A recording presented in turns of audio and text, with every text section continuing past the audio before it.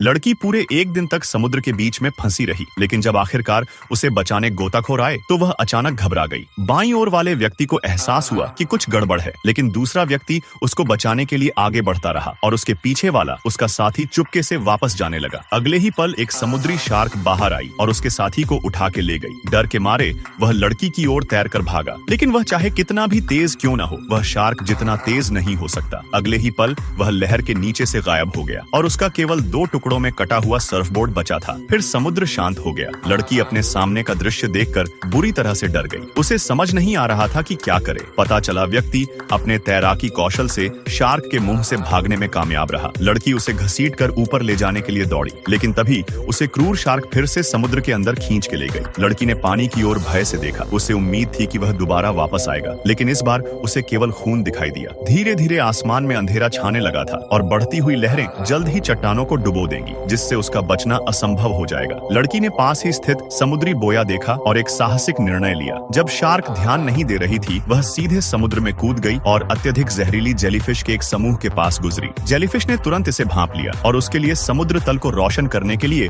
अपनी लाइटें चालू कर दी, लेकिन यह उसकी सुरक्षा के लिए नहीं था। महिला जेलीफिश के जहर के दर्द से चीखने लगी, लेकिन महिला ने देर करने की हिम्मत नहीं की। पानी की सतह पर आने के बाद वह पूरी ताकत से बोया की ओर तैरने लगी। तभी शार्क उसका पीछा करने लगी। सौभाग्यवश वह बोया तक पहुंच गई और शार्क उसके पीछे पीछे आ गई और सीधे बोया से टकरा गई। महिला सीढ़ियां चढ़ने ही वाली थी, लेकिन अचानक आखिरी स्टील बार सड़ी हुई और जंग लगी हुई थी। तभी लड़की सीधे शार्क की पीठ पर गिर पड़ी। उसने हाथ में स्टील रॉड थी। उसने वह रॉड शार्क को घोंप दिया। लेकिन फिर वीडियो लाइक करते ही पार्ट 2 मिल जाएगा।